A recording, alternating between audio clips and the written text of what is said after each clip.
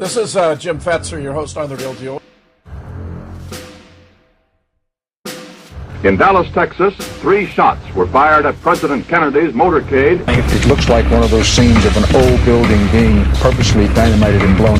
When we are successful, I'm just a patsy, and we will be. We're ready to come to the microphone, so we'll listen up. A new world order. My name's Robbie Parker.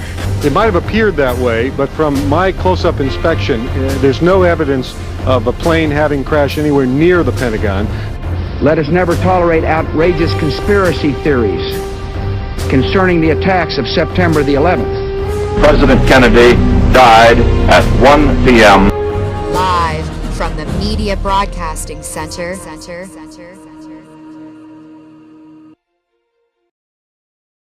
This is Jim Fetzer, your host on The Real Deal, where is a special tribute to Paul McCartney, whose birthday will be celebrated on Thursday. I'm very pleased to have with me today Nick Kollerstrom, who has authored a book on Paul, as well as contributed a chapter about Paul to the new book. And I suppose we didn't go to the moon either. Nick, it's a real pleasure to have you here. Oh yeah, well, it's great to be back here again, Jim. And I feel that this 18th of June is the date we need to remember. We need to bring back to our memory the young James Paul McCartney, who lived through 4 and 20 years and contributed such a glorious amount to world culture in that brief life. So if he had, yes, excellent. Well, here. Let's look at a first slide here, Nick. We have 20 of them. Here's a first one that is reminiscent of the good old days with the Beatles performing. And, you know, it's just amazing how much a difference they made to all of our lives. Yeah. Here we see the Fab Four, the one and only Fab Four. And you can feel the quality about Paul of being adorable. Something about him just was adorable, and you could see how the girls would go crazy. Although all of the Fab Four had a very unique and mysterious energy, as Paul had that adorable quality. And I'd also like you to begin to notice the eyebrow of Paul in this one. It's his right eyebrow. He's got a big raised curve. This is one of the key features if we're going to discuss who really is Paul, and what about was he replaced or anything?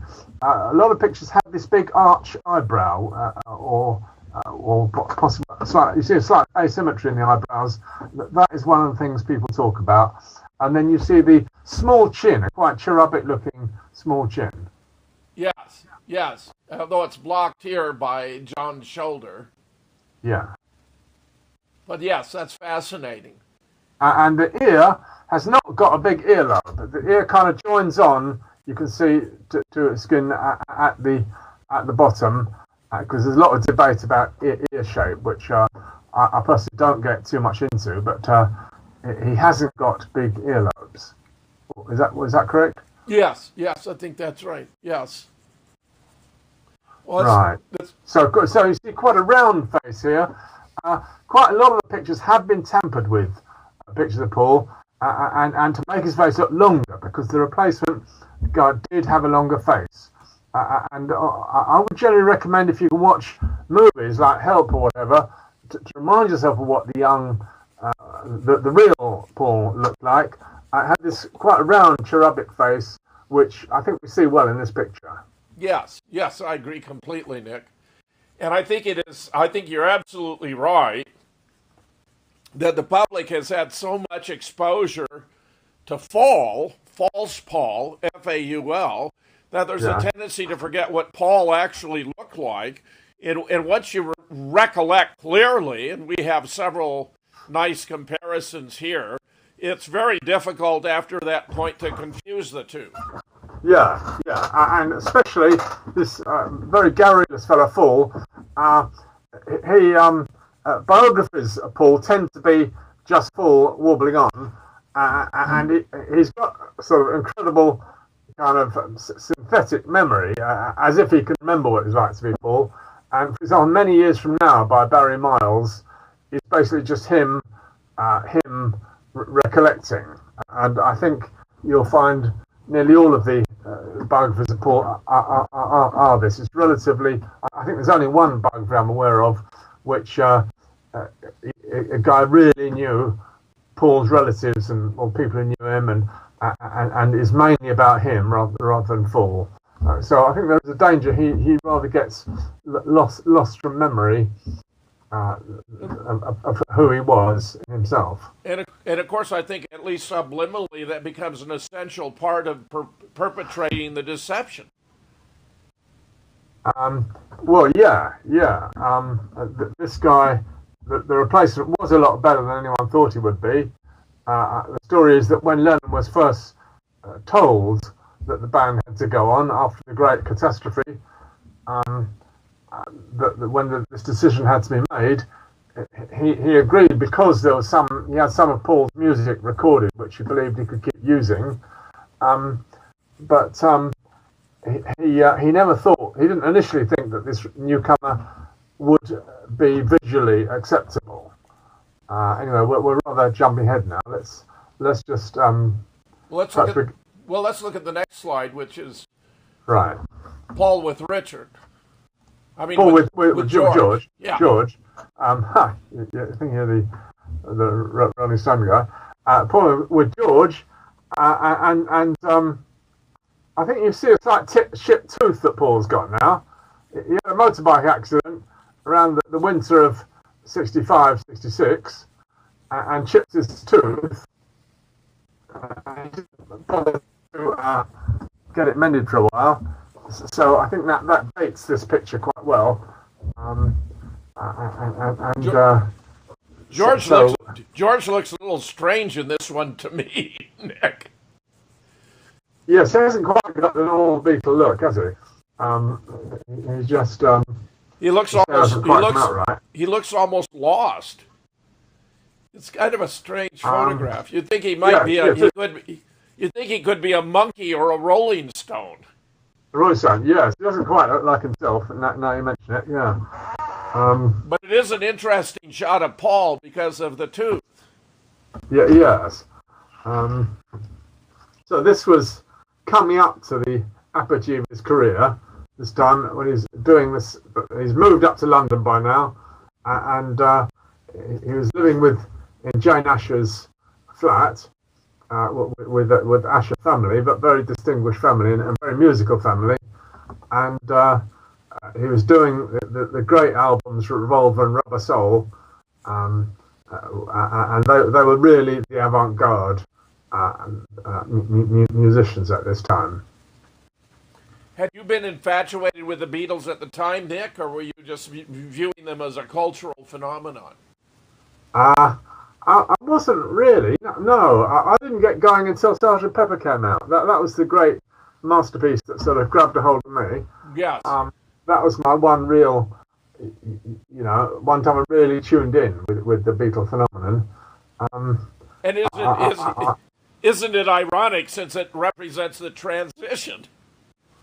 It is incredibly strange. It is a miracle. I mean, any way we look at this story, it is a miracle that you had a replacement come along, and the tragedy of death, and then that awesome masterpiece appears, and it is a very strange thing. I mean, we could say that the Sgt. Pepper, they're all singing separately. The wonderful concordance has gone, and they'll never again sing into the microphone. Yep. By the way, we could think that there's several stages of this band, the Beatles. They say there was altogether 7 stars in the Beatles band. The first was several years in Liverpool and Hamburg. They never had any recording contract, and they had the drummer Pete Best, and they had John's friend Stuart Sutcliffe, and so there were kind of 5 of them really. And then that was the first phase when they never had any recording contracts. Then Ringo moved in and replaced Pete Best, the drummer, and Stuart Sutcliffe died, and they became the Fab Four quite suddenly.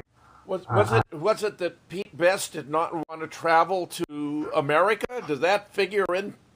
Or how did Pete come to be replaced? They just felt they needed a better drummer, and they thought Ringo was the one? Well, it's rather mysterious. I think he was very good looking and charismatic. In a way, he had too much glamour for the drummer. They wanted, John and Paul didn't want quite such a glamorous drummer, and Ringo just fitted in. His sense of humour fitted in with the others, and it seems to him mainly it was the decision of the management that they wanted Pete Best rather than they wanted Ringo. That was George Martin's decision. He just made that decision, really. And it turned out to be absolutely the right one, of course. But it was very painful at the time, and a lot of the fans were furious. So that was then the second phase, when they were the Fab Four. And then the third phase, after September 66, Paul disappears, and you get a studio band. You get the Four as a studio band, and they never sell a concert ticket. They never book a hall. They never play in public. Suddenly, the world's greatest band suddenly is just a studio band, and you get lame excuses why they can't appear in public. So I think it's quite helpful. I think of those three phases, and possibly even a fourth phase when they're all four lonely individuals after the band breaks up. They go their lonely separate ways in the 70s, and can never. All the world begs them to reform and reunite again, and they never can. Okay, they never can.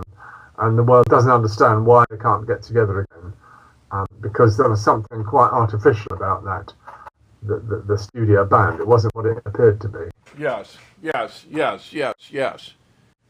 fact, a lot of people suspect that there's someone else singing instead of Four. Shall we move on to the next slide? Yes, absolutely. Here's the one with which you begin your chapter in, and I suppose we didn't go to the moon either. Which I rather like. Yes, let's give credit to Tina Foster. She put these two pictures together on her Plastic Maca website, and it does well show the sort of haunting difference between these two. They're not the same guy. And the simplest description of the difference is what John Lennon sung in his Magical Mystery Tour, I'm the Walrus. Man, you've been a naughty boy. You let your head grow longer. Oh, he sings, you let your head, not hair. You let your head grow longer. You let your head... I'm pretty damn sure it's head. You let your head grow longer. Yes, because, of course, as we have both observed on various occasions, Paul has a much rounder face and more cherubic look, and Paul has an oblong face and a decidedly more mature look, which we'll return to. Well, he is a few years older. He can't avoid that. And he's far more intellectual. He's got a sort of bigger brain and cranial capacity and everything. His tooth structure is different, isn't it? And but various things are different. I mean, can we agree these are two totally different faces? Oh yeah, sure, of course. Yeah, I think we can. You don't have to convince me, Nick. Right. I think the point you've made about the type of singing, the kind of music they made before Paul's death is really terribly significant, because you had all this marvelous harmony. You had three voices singing virtually as though they were one, and they were just magnificent. Yeah, just magnificent. And let's here point out that Paul came from two generations of music families. Okay, his grandfather was into sort of opera. They're Irish musicians in Liverpool, and one was into sort of light opera. And then his father ran a jazz band, a brass jazz band. They're both brass players in Liverpool, and so Paul was really brought up in a totally musical household where people would be singing their hearts out and gathered around the piano, and he'd be taught to play various instruments. And you can tell if you listen to the concerts, Paul is often singing overtones or harmonies when Lennon is singing the main melody. Yes. So Paul dreamed up, as a 14-year-old kid, his mother died, and he's in his solitude, he dreamed up this new music, which had never existed before, burning with the sweet fires of youth, and it was very much to do with Liverpool being a town where the ships would come in and they'd get the new American beat music. He'd meet people like Long John Baldry, and they'd talk about the latest American discs of the new, very much so black man's music that was coming over. And I would say the real teacher of Paul, we met in Hamburg, was Little Richard. Okay. Yes. And Little Richard, what is the song? Long Tall Sally. Okay. Yes. And Paul does a fantastic rendition of Long Tall Sally. Amazing, wild, fervour, wild Dionysian fervour that Paul can get with that. So it was this new type of music that Paul dreamed up, and the band had this concordance, amazing concordance. When you see him and Lennon singing into the microphone together, that is the bliss. That is the bliss that produced Beatlemania all around our world. And once he'd gone, suddenly it was finished. Nobody could do it without him. I think that's extremely telling. Yes, I agree completely. And of course, it appears, and we'll talk more about it, that his death occurred on September 11th of 1966. Ah, God, that's so weird, isn't it? I know, after having an argument with John, and he left the studio in anger. It was raining. He picked up a young woman standing by the street, stranded in the rain, whose middle name was Rita. And Rita, she was so excited at being with Paul McCartney, whom she recognized almost immediately, that it was distracting to Paul, and he ran a light and was hit on the side by a car, which ran him into a telephone pole or a tree, where Rita managed to get out of the car, but Paul was pinned in, and the car caught fire, and he burned to death. Yeah, okay, now let's make clear, all those bits of what you just said, the evidence is in the songs. There's no independent evidence for any of that, and no witnesses, nobody will testify about the car wreck. All the evidence for that is in the songs here and there, okay? Yes. And also, there's slightly question whether Lennon was around. George and Ringo would have been around. I think Lennon might have been out filming by then, doing some German. He signed up for some How I Won the War film, and he might have been moved around Germany, Spain. So he might have been out of the country by then. But anyway, does seem to be the date.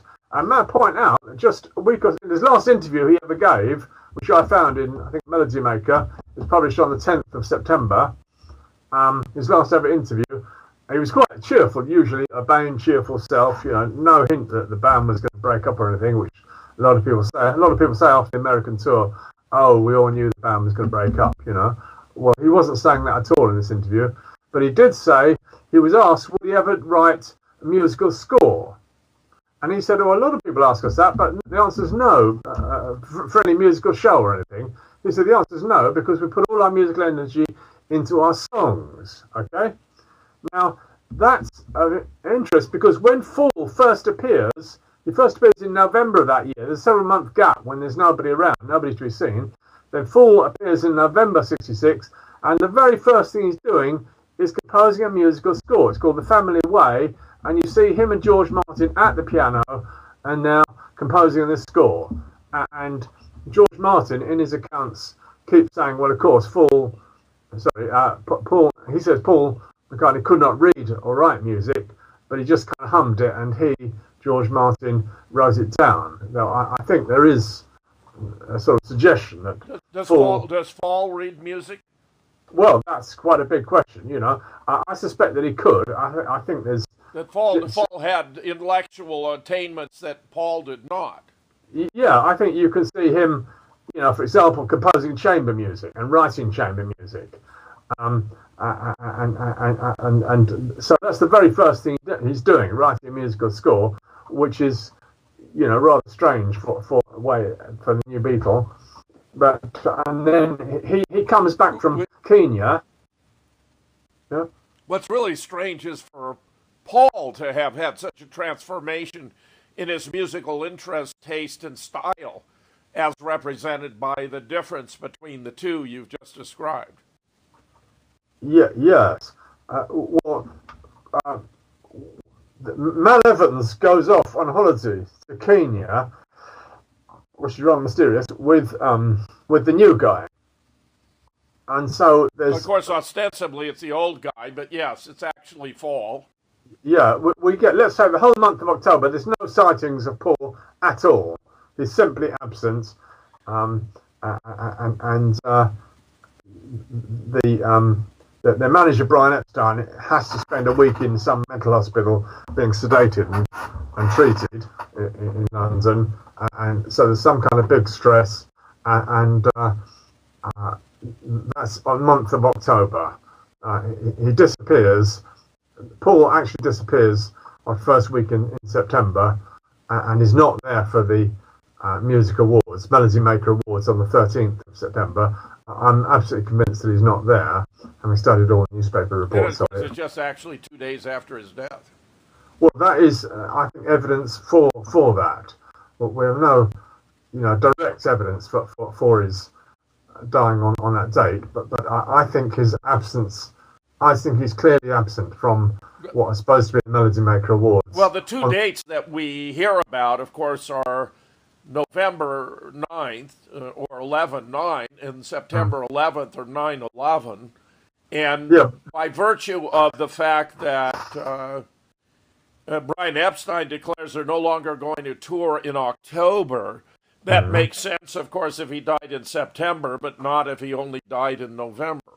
Yeah, well, those 2 dates you mentioned we're jumping ahead a bit, from a mysterious message on the Sgt. Pepper cover. Yes, we'll get to that. So, we'll get to that, yeah. Let's look at the next slide, which is actually the back cover of the book. All right. Because we're talking about these different issues. Some would call them conspiracy theories. That we did not go to the moon but faked it. Well, let's just focus on the Paul McCartney. No, I'm just going to mention these because, Nick, there's a point I want to extract from you momentarily. That Paul McCartney died and was replaced, that we hung a double, not Saddam, that Osama died in Afghanistan, not Pakistan, that the Holocaust was different than historians claim. And we have, in my opinion, ample evidence to prove all of those in this particular book. But Nick, you have been reflecting on, what are regarded as the most important conspiracies the world has ever known, and that Paul is ranked very highly among. The Time magazine did a survey on the 40th anniversary of the moon landings, and it reckoned this was number 4 of the top conspiracies. Paul is dead, and it was beaten by space aliens, by Kennedy assassination, and by what one other one was it? And 9/11, by 9/11. But it was way ahead of the moon landing hoax. The moon landing hoax was only number 6. So this is number 4 of the top conspiracies. So number 1 was 9/11. I think so. Or either that or Kennedy. In number 2, JFK. And number 3 was space aliens. Space aliens in Area 51, yeah. And number 4 was Paul McCartney. Yeah. And number 5 was the moon landing? I can't remember. Number 6 is the moon landing. Okay, you can't recall number 5. No, not a fan, no. Well, you can just look it up. Yeah, I think I will. I will look it up.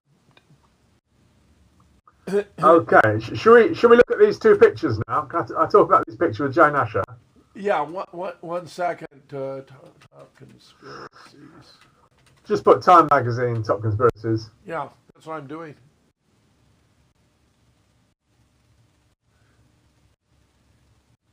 Complete list, conspiracies on the 40th observance. Yeah, I'm very pleased you mentioned this, Nick.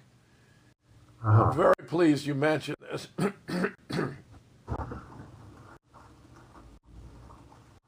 40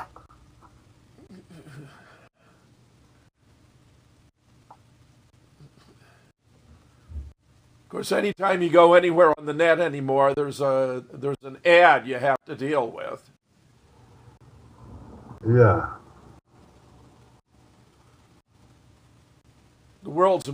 Time looks at the world's most enduring conspiracy theories. Yeah. Actually, it has number 1 as the JFK assassination. Number 1, yeah, right. Yeah. Number 2 is the 9/11. Yeah, right. This is very good. I mean, these are all the issues that I deal with regularly. See, number 3.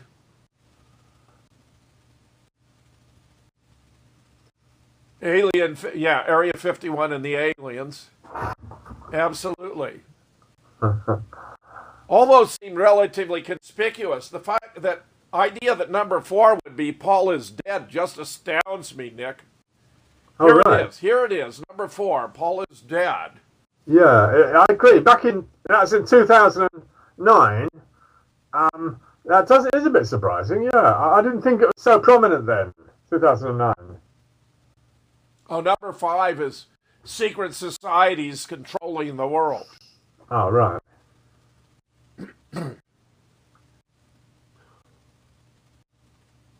And number 6 is the moon landings were faked.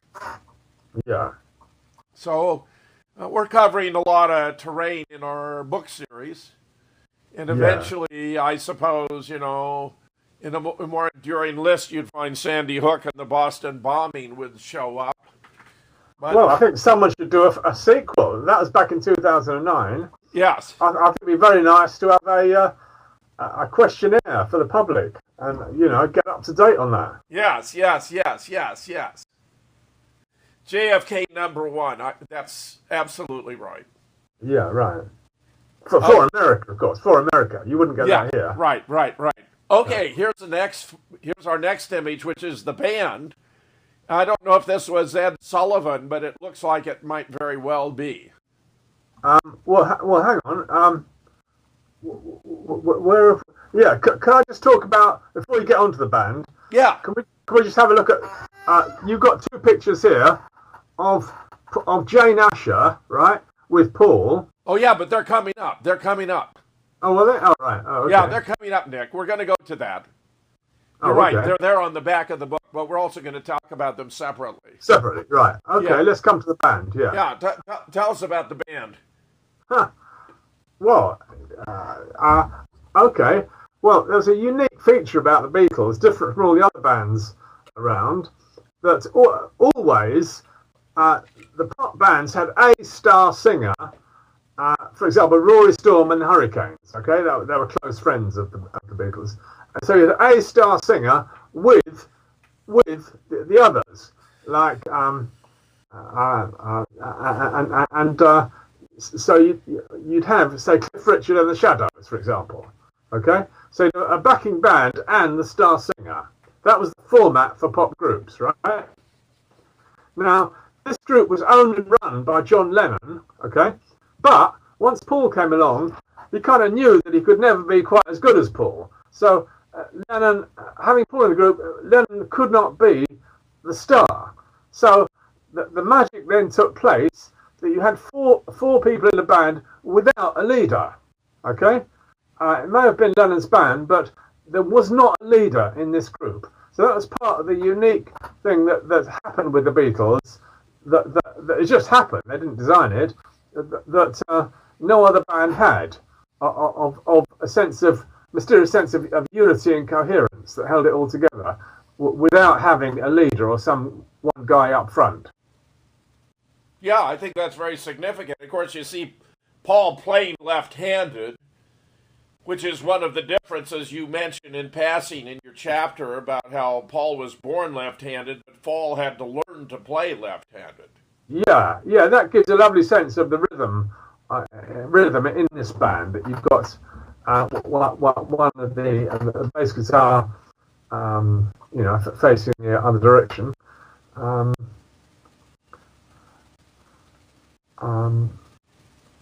Yeah, this looks like I agree with you about Ringo just sort of giving exactly the right balance to the band, somehow visually even. I mean, he was a marvelous drummer.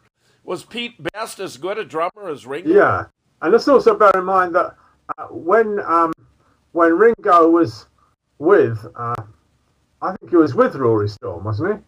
And he was sing as well. He was one of Liverpool's one of the best bands. He was sing as well as drum, and even though he's rather relegated to just being a drummer here. Isn't it fantastic? The whole Beatles phenomenon is just superlative. It's just stunning, Nick. The whole thing. So this blissful image we're looking at here lasted for exactly 3 years. Beatlemania echoed around the world, and nobody could you couldn't get away from it. The whole world was gripped by it. And in retrospect now, people are asking, did they really compose all their songs? That magic Lennon-McCartney, recipe for always getting to the #1 top hits. Were they somehow given? Were other people brewing up their songs? Why would anyone else be any better than they would be, Nick? Well, it's not a question of better. It's just so many of them, so many songs, and there's a suspicion. The Billy Pepper and the Pepper Pots and Pepper Pots. This very strange hidden sort of group that people suspect Fall might have been in. That they sing like sub-Beatle records, numbers that sound a bit as if they might have been Beatle numbers, but they're substandard, sub-quality standard. Yeah. And some people feel this might have been part of some kitchen of brewing up Beatles songs, whereby that group, that shadowy group, somewhere in East Finchley, that played did not play in public, that group might have been involved. I mean, we just want to believe that, then Paul and John really did compose all those. Well, that is very prodigious. But some people just feel it's rather a lot that they composed in short time.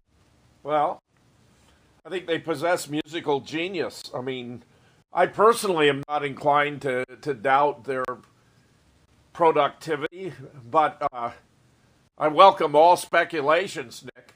Now, of course, no one would believe it if there weren't actual evidence that we're talking about two different persons, which is why this next slide is such a marvelous comparison of the two. Would you like to comment on it? All right. Yeah, it is a bit. I wonder if they're a bit squashed. They might be, yeah. I would say Paul's face, we have to be careful for vertical stretching that happens. Yes. I would say that absolutely. In putting the slide set together, no, I was conscious that I could be inadvertently altering, because Paul's face is so much rounder than it seems here. Yeah. So we can see the big curved arch of Paul's eyebrow, which is a characteristic feature, and the new Paul had to try and get that curve. He said when he's being Paul, he had to lift up his eyebrows. It's quite difficult. Sorry, when I say he said, I'm talking about the memoirs of Billy Shears, which I think we both know came out in 2009, and is ostensibly an autobiography of Sir Paul McCartney. Yeah, I think. Okay. Tell us more about the memoirs, Nick, because they impacted both of us. The parts I've read, you've read much more than I, but I thought they were very authentic. Yeah. Anyway, that's one comment he made about when he had to be Paul McCartney, that he had to lift up the eyebrows, get that arch, that big round arch eyebrow, which we can see here. He had to have a load of sessions of plastic surgery in the autumn of '66. Then he would have a moustache in the spring of '67. That they all wore moustaches, partly to cover up scars around the mouth. Yeah. and that moustache came off in the summer of '67, and they were then the beautiful people, the Fab Four, and he was sufficiently credible. We have several slides of him with the mustache. Yes. Yeah, and it's hard to define what exactly it is about the face, but anyway, coming back to this biography, we mentioned some numerology with September the 11th, this being the date, and it's a very funny number. Well, we get more numerology with this book. Memoirs of Billy Shears is published on 9909, 9th of September 2009, and it's 66 chapters of 66 pages. And that date, when it was published in America, is the same date at which the whole Beatle archive, all the Beatles albums were released on high-quality digital CD, remastered by Apple. I think it was Apple released them all. So you had a synchrony on both sides of the Atlantic that the big release of all the Beatle albums was done on 9909. Possibly some stories that John Lennon felt the number 9 was important, and he used it. But whatever reason, the book came out on that same day, and the author, a chap called Hugh Harriet, was, as it was, apparently he was sent chapter by chapter the text by Sir Paul, and he had to make it into a book, and so he did a bit of adjustments to the text. But basically, it was given by Sir Paul, written by Sir Paul, and it had to tell the stories authentically as he could, but without revealing where he had come from, who he really was, who he really had been, should we say, who he really was. Okay, so he appears out of nowhere, and he has to be nearby. On the story he tells, he has to be somewhere. He's a versatile session musician. And he has to be somewhere nearby because, indeed, known by Epstein or Epstein's associates, so that when this tragic crash takes place, Epstein can fairly readily get access to interview this new guy and ask him if he'd mind, if he'd be prepared to play being Paul McCartney, and without being acknowledged. And according to the story, this new guy then plays one or two of the numbers he's done from the Billy Pepper oeuvre, right? And he also shows that he can play one or two Beatles songs, because that Pepper Potts do cover some Beatles songs, and so he's got a very sort of smooth professional voice. It's not so rough as the original Paul. The original Paul had a slightly lower, deeper, more throaty voice. And this guy is more versatile. He can, for example, he can do an American accent, Elvis type impersonation, which he does. You hear him in the Magical Mystery Tour. So he can do different voices. He's professionally used to doing that.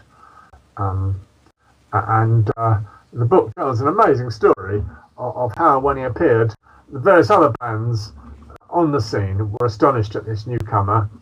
And you get songs by people like Rolling Stones, Donovan, The Who, and possibly Elton John, about this. First of all, about lamenting the departure of Paul, and this newcomer arriving. Yes, they had to know this was not the original Paul. Yeah. I think if you listen to that, the Rolling Stone one, what's it called? Sorry, I can't remember. It'll come back to you. But in fact, the fact is, the Fall is going to make his first appearance already on the 24th of November, Nick. That's only a couple of months later. I mean, you got the September 11th to 24 November. I mean, that's covering a lot of territory in a short period of time. Yeah. Yes. So he can just about appear. There are very few pictures. I think about 3 or 4 in print that year of the new guy.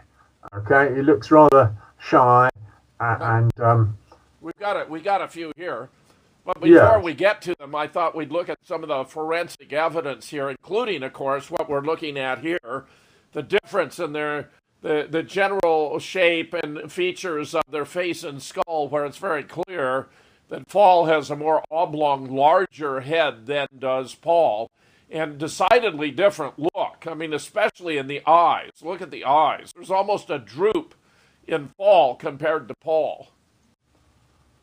Yeah, and if you see in colour, Fall has got quite green eyes. I suggest if you watch the Hey Jude song online, if you watch the video of Hey Jude, you see him singing, and he's got big green eyes. Okay, that's fascinating. You can see greenish eyes. Magical Mystery Tour, people surmise that he's wearing coloured contacts, but they are a bit greenish. I think you still see green eyes in Magical Mystery Tour, and I think that's deliberate. I think a lot of the meaning of, I think, to understand what the Magical Mystery Tour is about at all, you have to understand what we're talking about. It's all about showing the newcomer, and when you look into his big greenish eyes, which you do several times in Magical Mystery Tour, they're singing "Nothing Is Real." Those words are being sung when you look at him, and you see the songs about the replacement, the fool on the hill, who never does anything, just sits there all day watching the sunrise. That is the immobile Paul, who's now deceased, and they feel he's now gone from them. And then the man with the 1,000 voices, and nobody seems to hear what he's saying, that is the new Fall. He's the versatile musician, the man with the 1,000 voices, who they're welcoming into the band. Fascinating. Let's look at some of the forensics. Here's the first comparison of their teeth. And of course, this was done by these two Italian forensic scientists and published in Wired Italian 2009, Nick. That's a pretty recent revelation, for them to be publishing it so long after the event. Yes, it is. And the account had more or less disappeared from the web, but you managed to retrieve it and publish it in the new book. An English translation of this. Yeah. This is the most important, serious scientific study of the matter. In fact, it's about the only scientific study of the matter. And these two experts do seem to know what they're talking about. What I think they're showing here with tooth structure is that Fall actually has a better set of teeth. Yes. Paul's are somehow a bit compressed somehow. Right.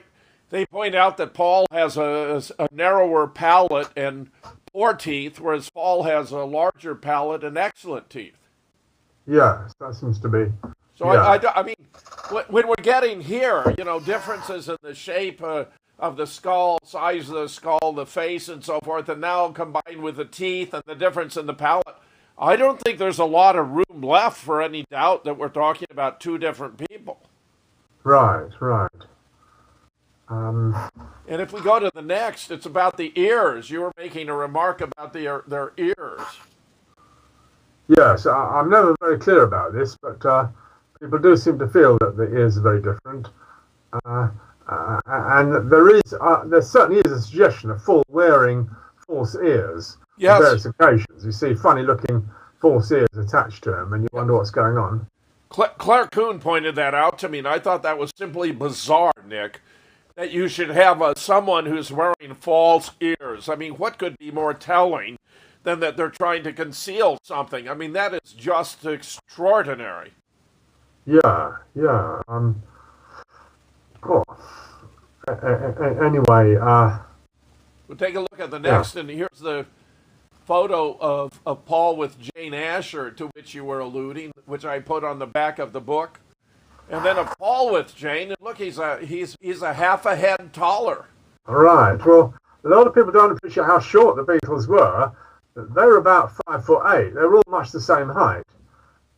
Some people say 5'9", but 5'8" to 5'9". So they're all fairly short, but the brochures about them made out they were 5'10". Okay, they said 5'10", and they're actually a bit shorter. And then this new guy was something more like 5'10" or 5'11". Yeah, he's clearly taller. I mean, there's no question about it. And you know, some people are just blown away by how they say, well, how could Jane Asher have not known? And the answer, of course, is she couldn't have not known. Of course she knew. Of course she knew. Well, this is part of the sort of deep mystery. I actually think these two different women, Jane Asher and Linda Eastman with Fall, those are the two women that were in love with each of those guys.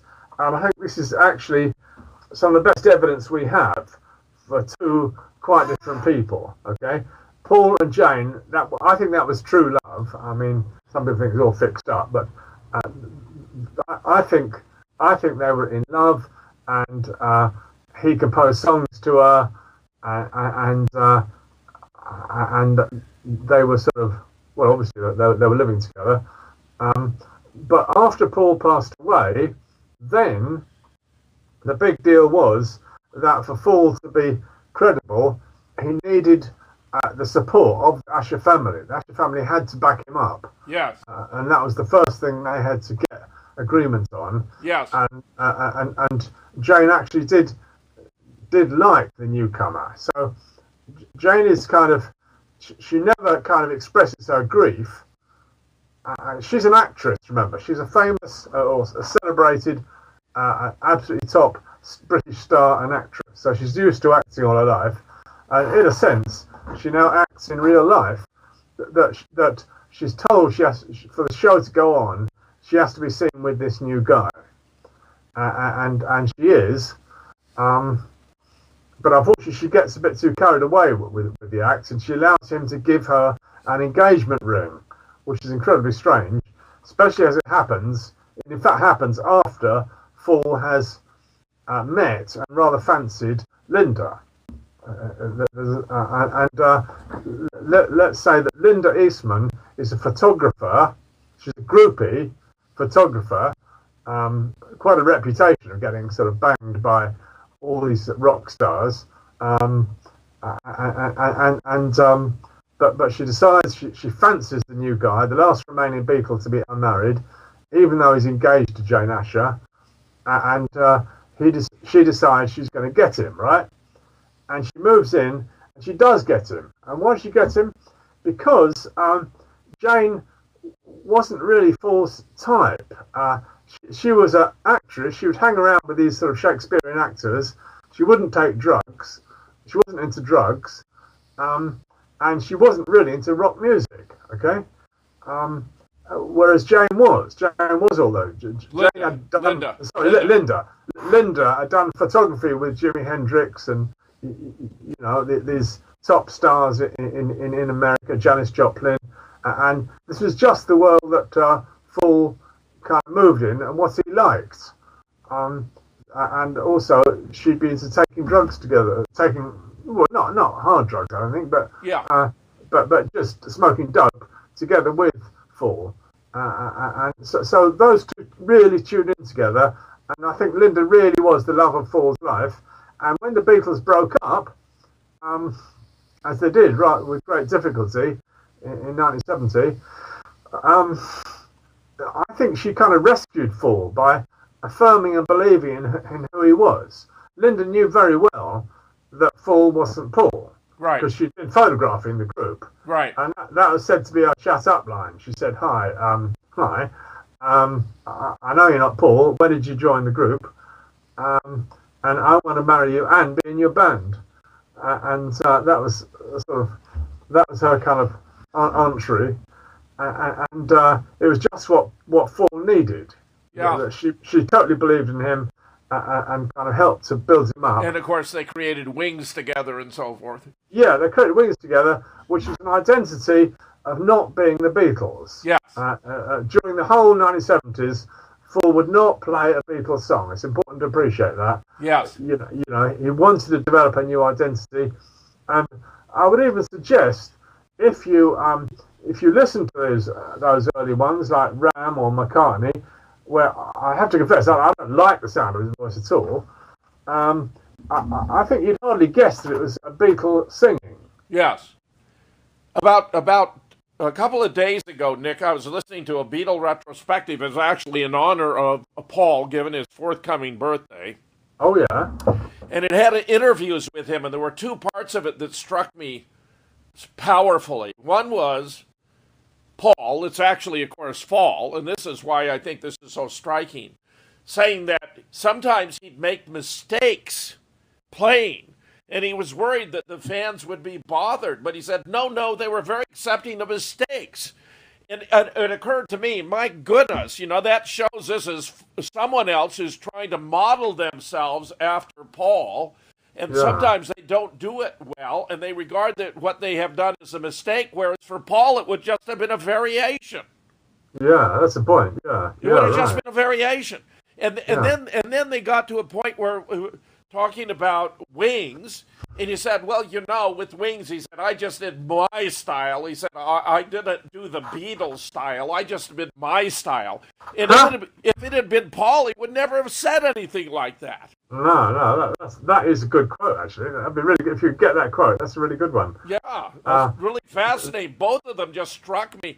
And then they played some of his later music, and it was just terrible. Yeah, it's just bloody awful. I mean, it was terrible, junk. Yeah, that's what Lennon sang with Ringo joining the band. Was it Boogaloo? Back off Boogaloo. Your voice sounds like Muzak to my ears. Sounds like what to my ears? Muzak. That's the can music. Oh, Muzak. Yeah. Your voice sounds like Muzak to my ears. Music. Yeah. Can music. Yeah.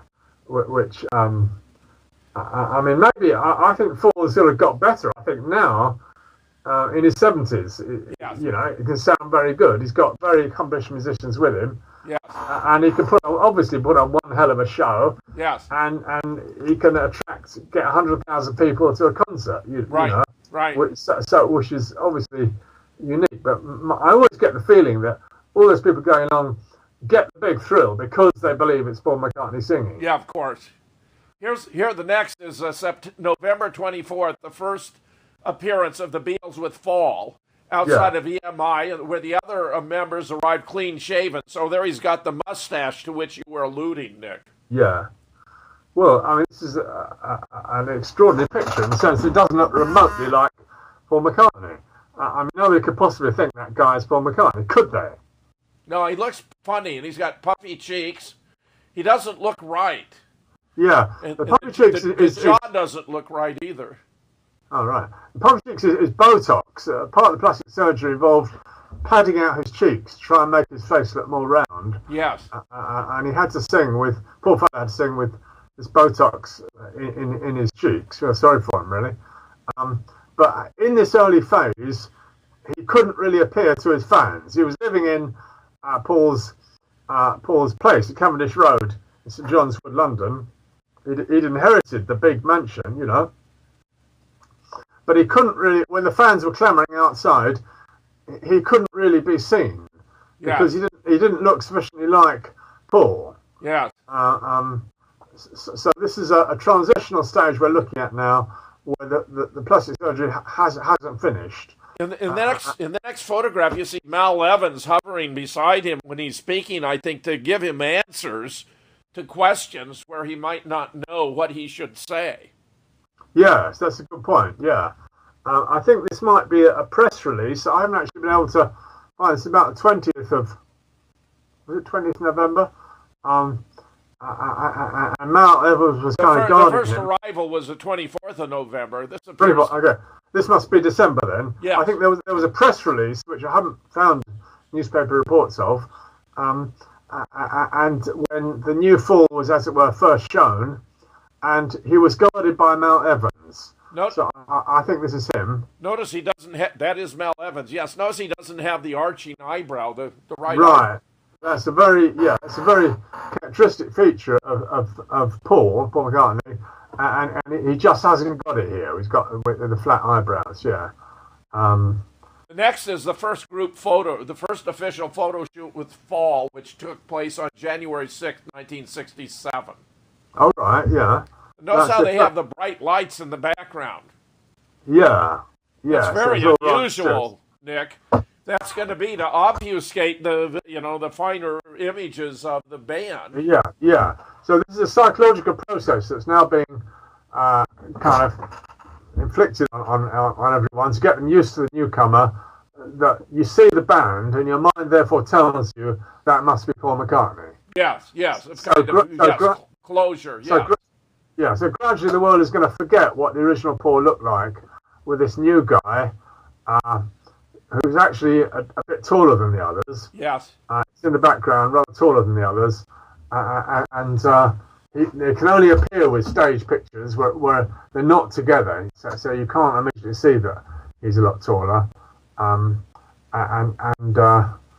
So yeah, that's it. We have to start getting used to him. The next is a double image. These are both in your chapter in the book, Nick. Why don't you tell us about these two photographs?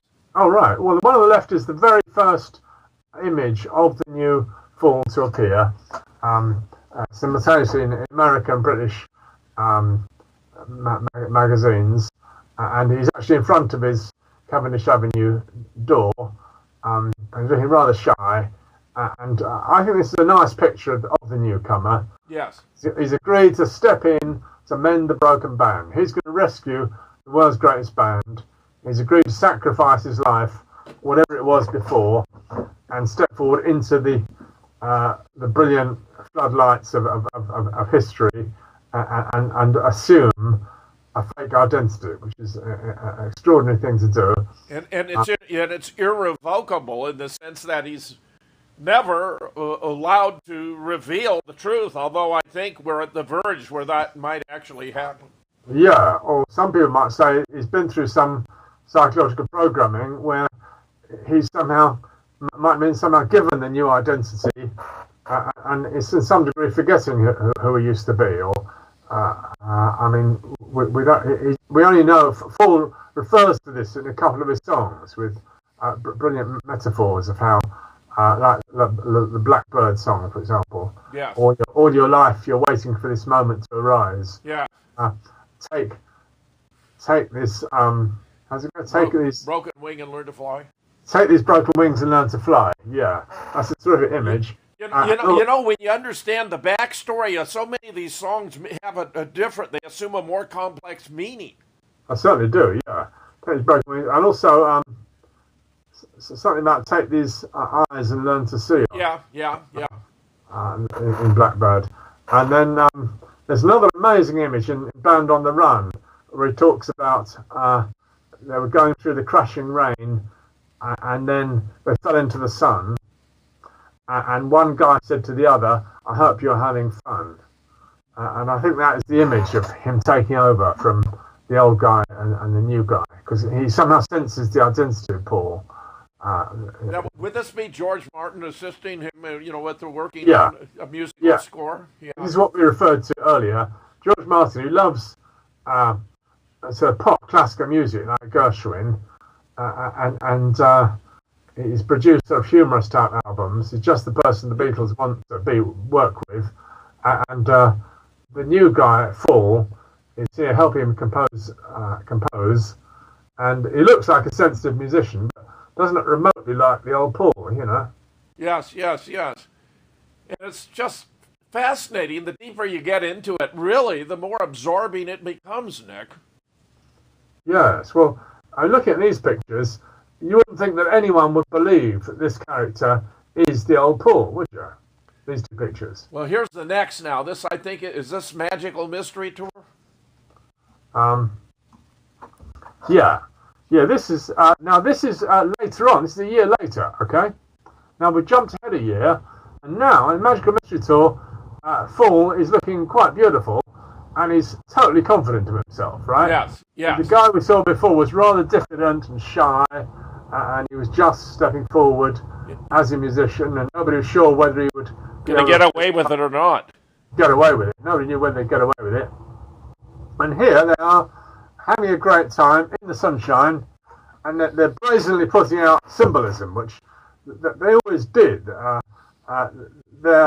To be together, they always grieve the old Paul who left them. Okay.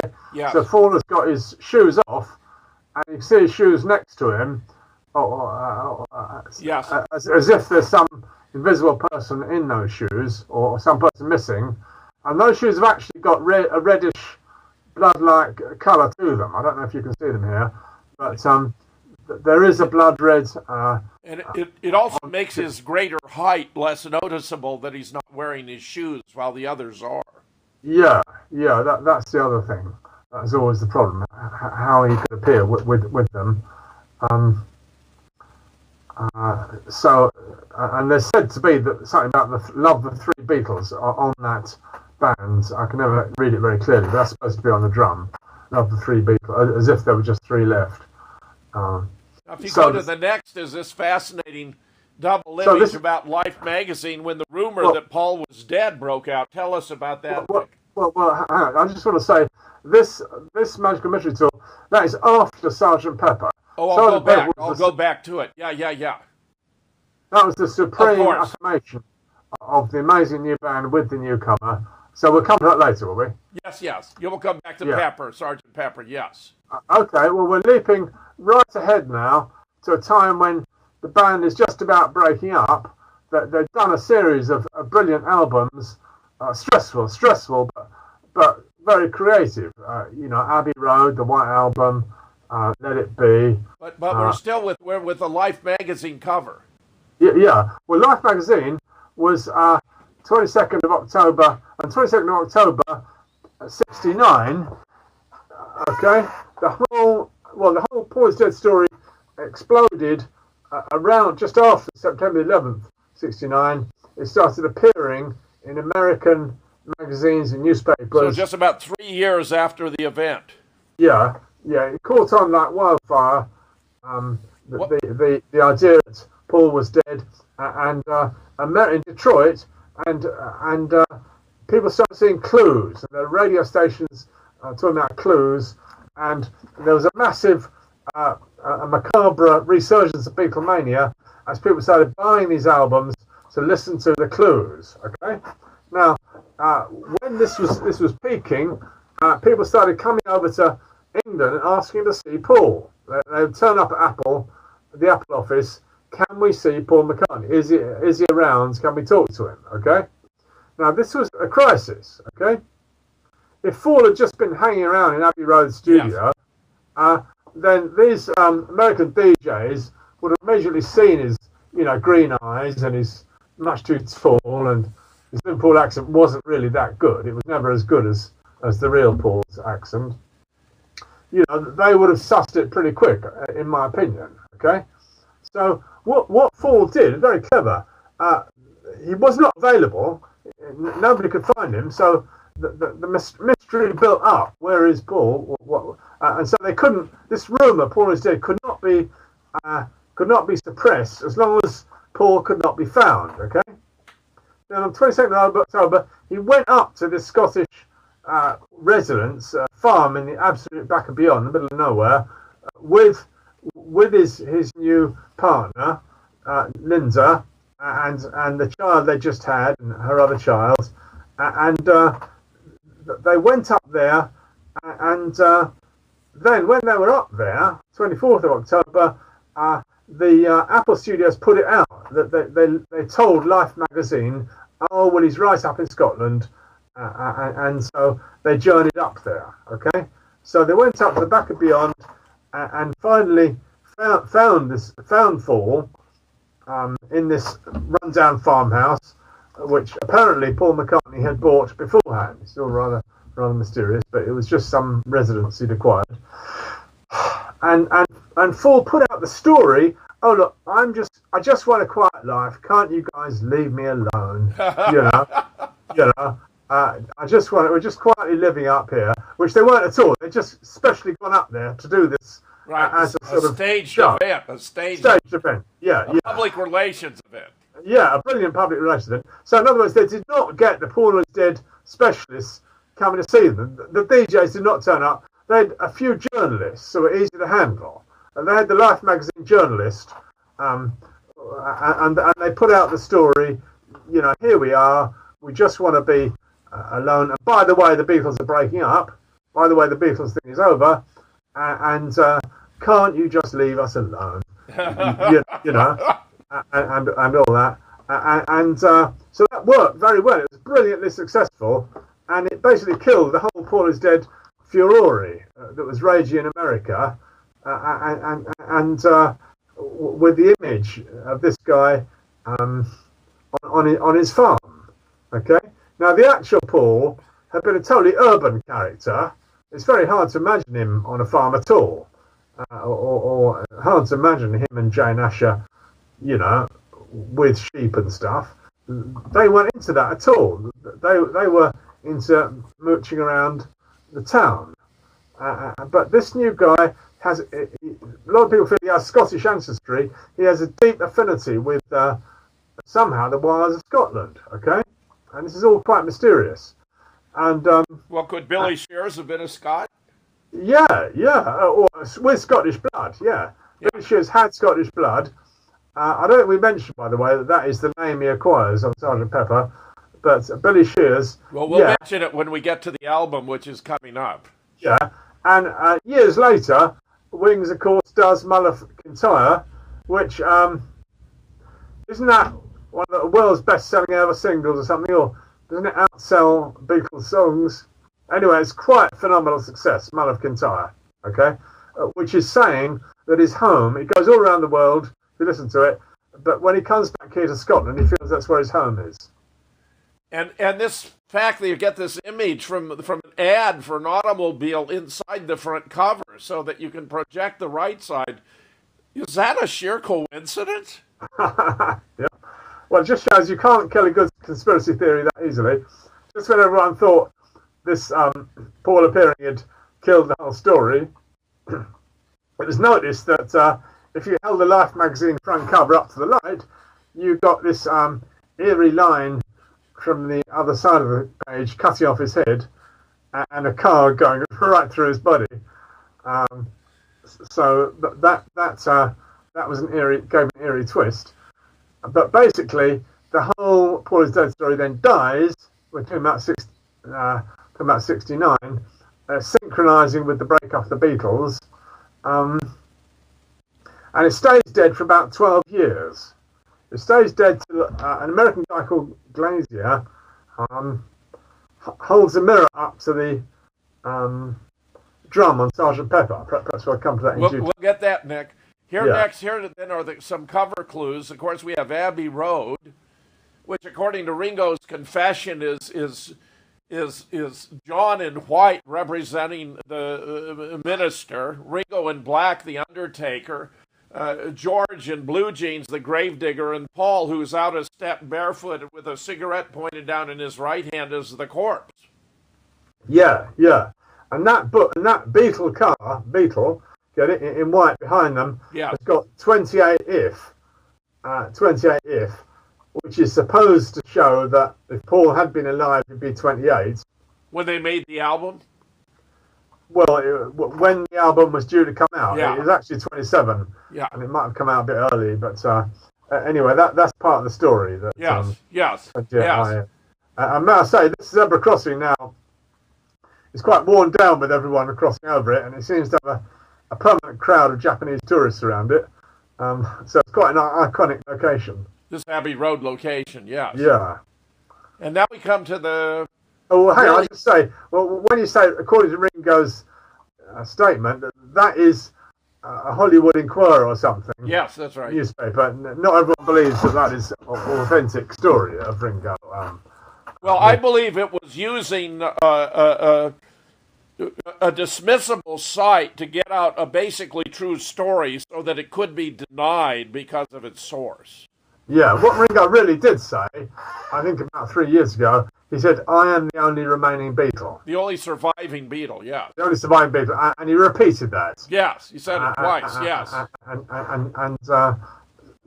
he made clear, he was a bit annoyed by Paul carrying on as if he was the only Beatle. Yes. You know, and he said, as a matter of fact, I'm the only remaining Beatle. Yes, and he didn't elaborate on that at all. And here we have the magnificent Sgt. Pepper album cover, which is, now we understand, in this, so the three key dates as I see it were September 11th, 1966, the date of the accident and his death. Then Brian Epstein in October announcing they'll no longer tour. Of course, we now know fall is already introduced in November. Yeah. And then here in July of 1967, we have the formal funeral for the Beatles. It's a gravesite. Their name is spelled out. You see the four lads in black on the side, and the resplendent reincarnation is Sgt. Pepper's Lonely Hearts Club Band, featuring the one and only Billy Shears. Yeah. Yeah. Amazing. And all of the celebs, they're nearly all dead, who are there to welcome Paul into the great beyond. That's the story. Are they all deceased at this point in time? Well, most of them are all deceased people, or some close brush with death, like Bob Dylan in the corner there. Yeah, indeed, this has a terrific mystique around it. This, including, for example, the yellow hyacinths, which in the bottom, which show Paul's left-handed bass guitar. Yes. And with a bit of imagination, you can see P-A-U-L, the letters question mark, spelt out by those flowers, as well as his bass guitar, and you can see three lines of things put on the what is it, bamboo or something, for the strings of his guitar. Yeah.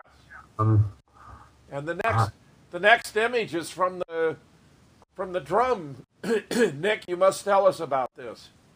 Okay, well, let's just say, before we go on, that Fool in the middle is holding a black instrument, a cort anglais.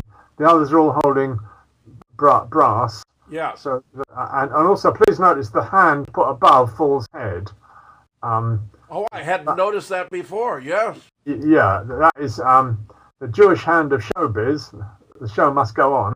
A fellow who's got his hand up. And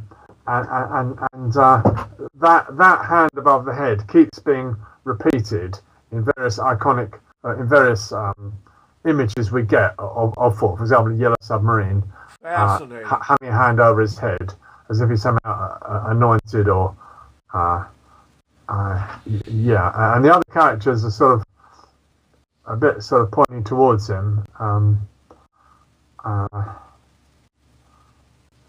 It's quite a cast. We could spend an hour on this, I think, just going through the different characters here. Yeah. Anyway, let's perhaps move on. Here's the drum.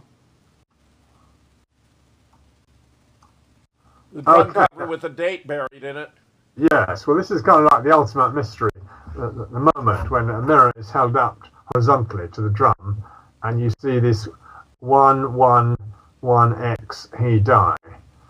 And he die has got an arrow which is pointing up towards Fool, just above the drum.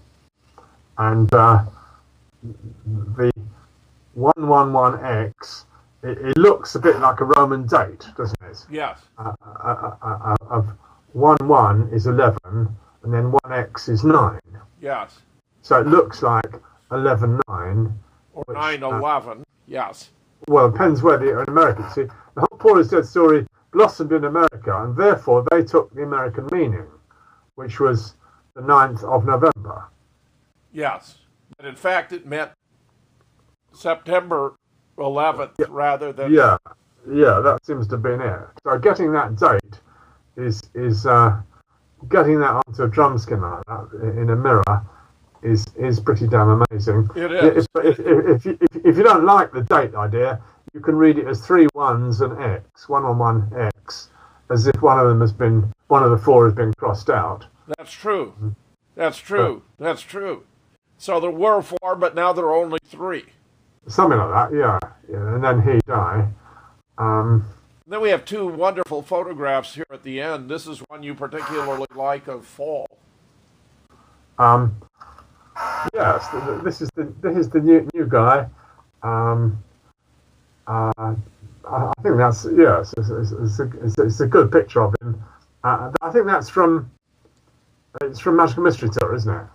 They're wandering around, and yes, that was a great flop when it came out. Magical Mystery Tour. Everyone thought it was silly, partly because it was shown in black and white on British television. It needs to be shown in colour, but the whole film only makes sense when you realise they're introducing the newcomer and trying to get you used to him. And all of a sudden, then it's a revelation. Yeah. And And here's the final photograph, an almost angelic Paul. I think your point that we've forgotten what he looked like is impeccable, Nick, that we're so used to Paul that we've even forgotten what Paul looked like. And in fact, if you were given photographs of the two to many, they'd pick Paul as Paul rather than Paul as Paul. Yes. Poor. Right. So on today on the 18th, I think we need to honor Paul's birthday as the genius. He was the genius of Beatlemania. Okay, and they might have more complicated harmonies and songs and put their pain and despair and distress into the subsequent albums. And before we conclude, let us be sure to mention that in addition to your marvelous chapter in the book, and I suppose we didn't go to the moon either, you have a book which I expect will be forthcoming. Could you remind us of the title? Oh, well, hopefully, a manuscript on James Paul McCartney, 1942 to 66, a very English mystery. I've been working on it this year, so let's hope I can find a publisher. Nick, I expect that's going to come to pass, and I just have huge admiration for you, my friend. And of course, you contributed a chapter to each of the 4 parts of the book. It's wonderful to have you here, my friend. So this is Jim Fetzer, your host on The Real Deal, thanking my very special guest, Nick Kollerstrom, for being here, for honoring Paul McCartney on the eve of his birthday, and welcoming you all to stand by for the new JFK show, which follows. We can now say, with moral certainty and considerable scientific authority, that the death of JFK was committed by a meticulously executed conspiracy which was obscured by an extensive cover-up. Murder in Dealey Plaza, edited by James Fetzer, goes to the heart of the JFK assassination. You'll read new and up-to-date information regarding the Secret Service, the Lincoln limousine, the medical evidence, the cover-up, altering the film, framing the patsy, and the silent historians. Also, 16 smoking guns, each one crushing the government's lone assassin scenario. A world-class chronology of November 22nd, 1963. Chapters by David W. Mantic, Gary Aguilar, Vincent Palomera, Douglas Weldon, Jack White, Ira David Wood III, James H. Fetzer, Doug Horn, and a classic essay by Bertrand Russell. The complete story in the pages of one single book, edited by James H. Fetzer. Read it now, read it again. You'll use it as a reference. Murder in Dealey Plaza. Available at Amazon.com and major bookstores around the world. It's murder.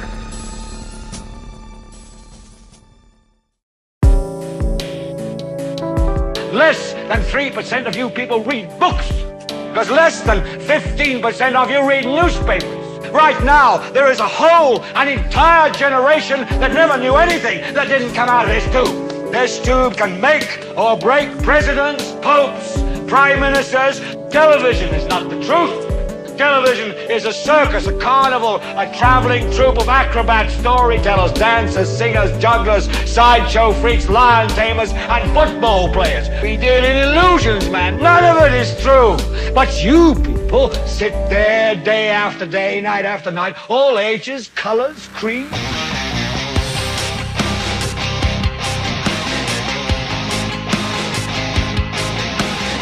Broadcasting live on network radio. So turn off your television sets, turn them off now, turn them off and leave them off.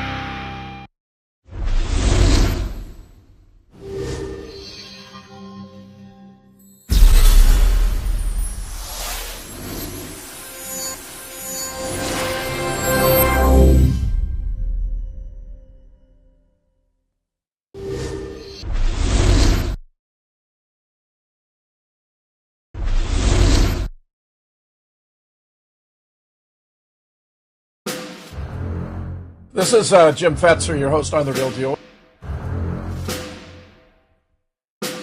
In Dallas, Texas, 3 shots were fired at President Kennedy's motorcade. It looks like one of those scenes of an old building being purposely dynamited and blown. When we are successful, I'm just a patsy. And we will be. We're ready to come to the microphone, so we'll listen up. A new world order. So my name's Robbie Parker. It might have appeared that way, but from my close-up inspection, there's no evidence of a plane having crashed anywhere near the Pentagon. Let us never tolerate outrageous conspiracy theories concerning the attacks of September the 11th. President Kennedy died at 1 p.m. Live from the Media Broadcasting Center.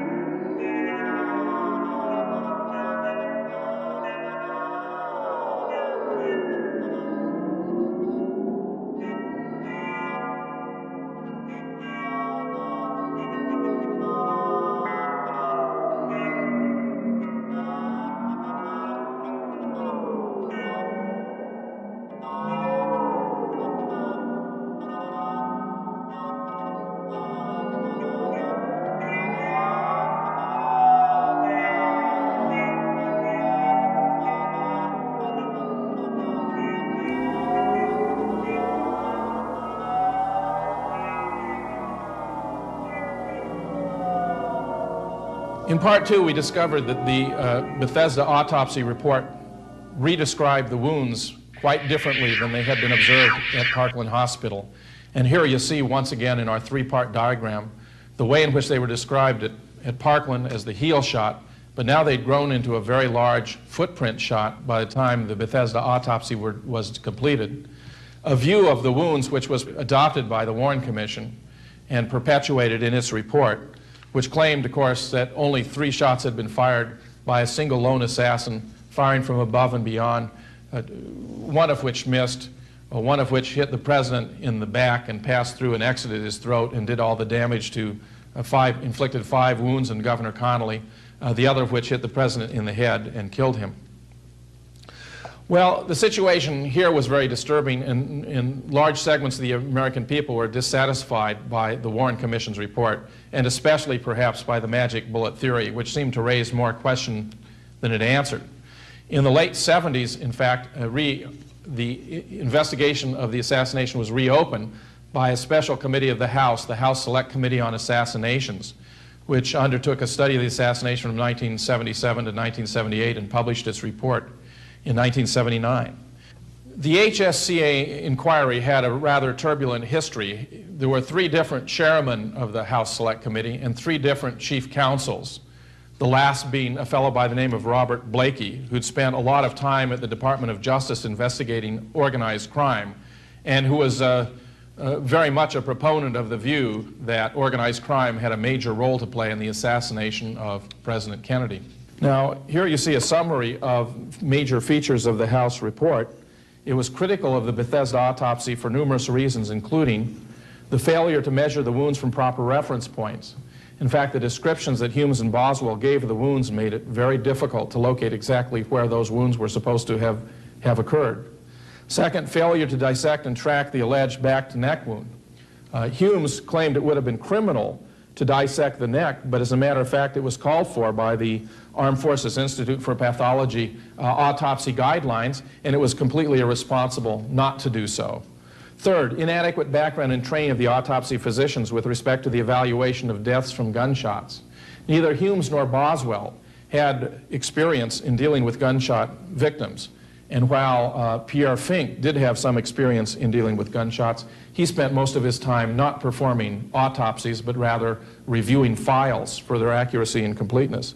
Moreover, when Commander Humes was asked about his experience with gunshot wounds before the Warren Commission, he gave an evasive answer describing his experience with deaths due to violence, such as in domestic disputes and the like, but never acknowledged that, in fact, he had no experience with gunshot wounds.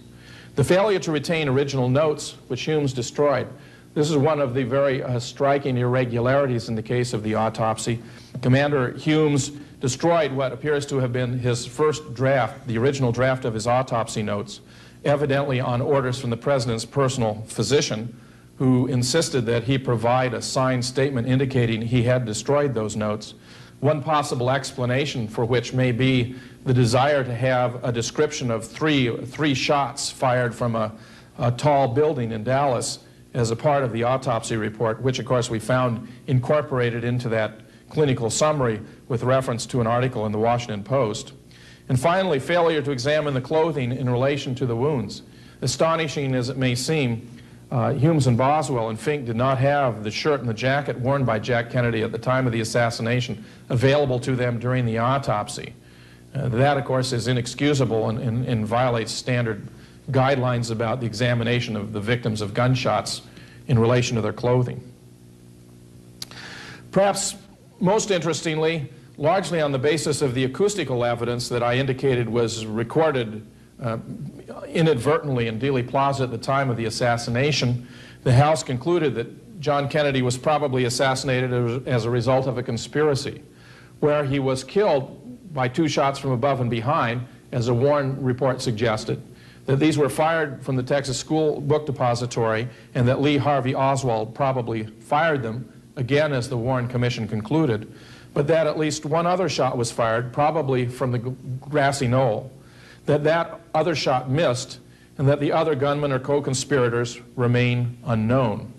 Thus, the acoustical evidence actually supported a minimum of 4 shots having been fired, but on discussions I've had with Robert Groden, who was an advisor to the House committee, he indicates to me that there are, in fact, probably 6 and possibly as many as 7 gunshot sounds that are detectable on the basis of the acoustical evidence.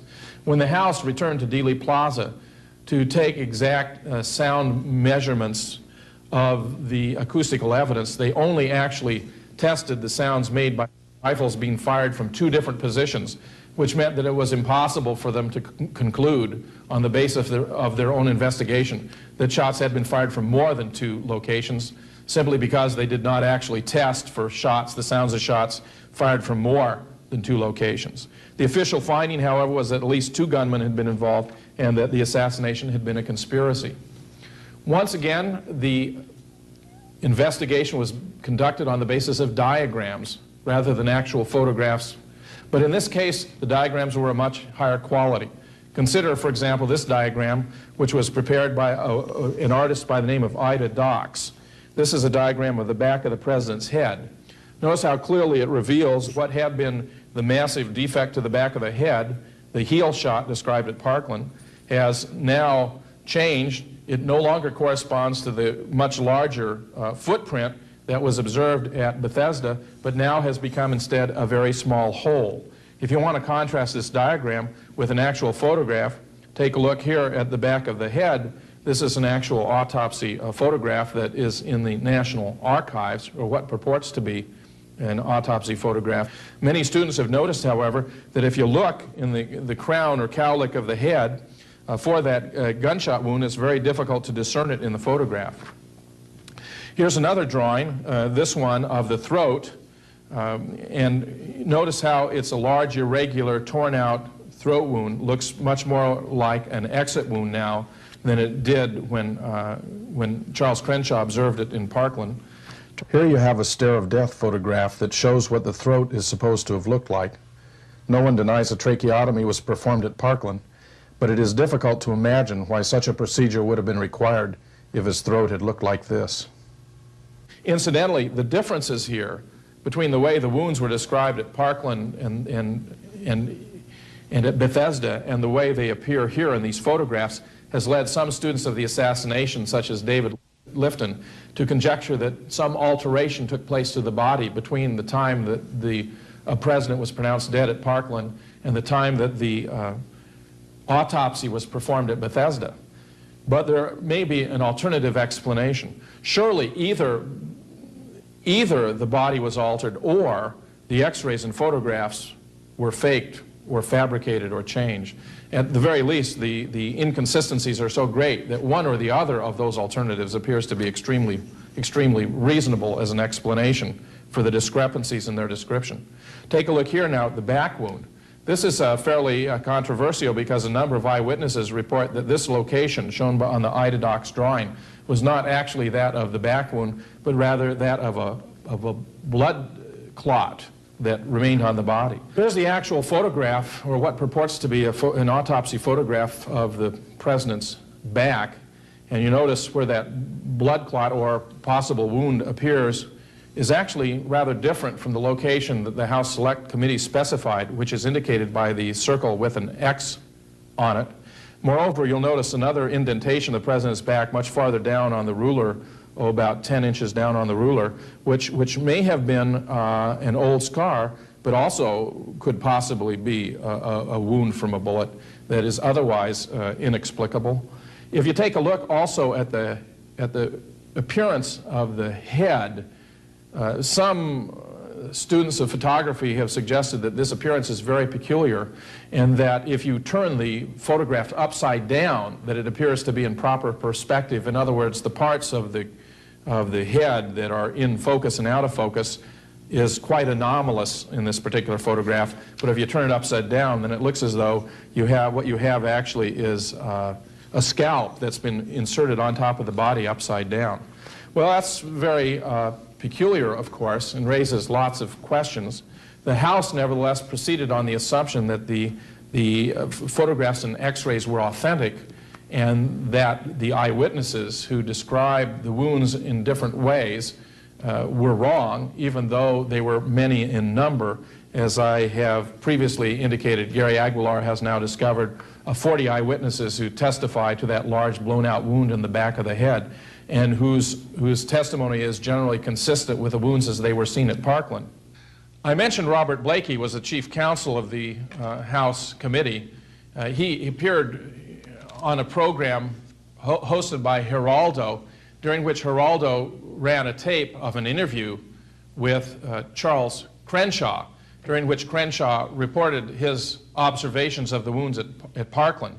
In addition to Blakey, other participants on that program included Marita Lorenz, who had been a mistress of Fidel Castro and who the CIA attempted to use to assassinate Castro, but without success, and Sammy Giancana, who is a nephew of Sam Giancana, and who co-authored a book by the title of Double Cross, describing the mob's discontent with the Kennedys and their concerns about the aggressive way in which Bobby Kennedy was going after organized crime, and describes ways in which Giancana suggested that the mob had been involved in the assassination. But what's important about the tape is not merely what Crenshaw has to say about his observations at Parkland, but also has to do with Robert Blakey's reaction to what Geraldo has to say. I want to get to another person who was there, and the reason I want to is because it's probably the best evidence I've heard recently that in fact there was a second gunman, therefore there was a conspiracy to kill President John Kennedy that terrible day in Dallas. His name, Dr. Charles Crenshaw. He was a 30-year-old medical resident when he was faced with the daunting, the impossible task of trying to save President Kennedy's life that day in Parkland Hospital. Today, he's moved on. He's the director and the chairman of the Department of Surgery at John Peter Smith Hospital in Fort Worth, Texas. Now, Capitol correspondent Krista Bradford joins us now. She's sitting here in our front row. She was the first reporter to broadcast Dr. Crenshaw's dramatic revelations about what he saw that day in Dallas. Krista, why don't you briefly summarize, and then we'll run a clip of your interview from Now It Can Be Told. What did he tell you? Well, he's a remarkable witness in that he was an eyewitness, and he's also credible. He didn't appear to have a political agenda. He was a medical doctor and a resident who was ambitious, which is why he did not tell his story before or until now. Now he's close to retiring, so he wants to set the record straight. He said that he witnessed the wound, 2 wounds, as a matter of fact, and the first one entered from the front here and passed backward toward the back, and the second one was right here where they did the tracheotomy. And then later talked about how when he viewed the autopsy photos, it appeared that the body had been tampered with, which is tampering with evidence. Okay, I want to run the clip. Understand the implication of what Krista's saying. If the fatal 2 shots come from the front, Oswald's behind, how many gunmen? At least 2. Let's run the brief clip now of Krista's interview with Dr. Crenshaw. The bullet wound entered here and traveled back, plowing through. the hairline here. It went in on the right, coming down here, coming across, and that's the reason that huge plowed out area was present and the cerebellum was there. If the bullet had entered from the back, it would have totally removed the cerebellum and gone forward. When I viewed the autopsy pictures, they had the frontal part of the cerebrum here in the skull out. So when the picture was taken, you think they pulled the skin back up over this wound? That's the only thing I can postulate, because the back of his head was gone. This was a huge hole. Because on the right, it was 9 to 10 centimeters across, and you could look right into the brain. Do you have any opinion based on the wounds that you witnessed on where the gunman could have been located? Only that he was in the front, and this is the place where more witnesses, or facts, saw a gunman here, and a puff of smoke. So where exactly would that be? Right here, behind this fence. Eyewitnesses did report that shots were fired from over this fence on the grassy knoll. From the front. Maybe Oswald fired. Probably did. But there were more than one. That's nonsense. We have photographs of the man's brain. Did you call him as a witness, Dr. Crenshaw? We talked to him. Did you call him and swear him as a witness? We did not take him in it because, in fact, he is not the best witness. So you didn't swear him no, and you didn't depose him? No, we did not swear him in because he's not... We had... Let me finish. Hey, Marita Lorenz, no. Are you satisfied with the job the House Select Committee did with you as a witness? Oh, no, because they tampered with my testimony before I left that place. So I have a number. I have him. Slings and arrows can go both ways, Mr. Blake. Didn't you remember they tampered with my green book? I got to take a break, then we'll let him respond.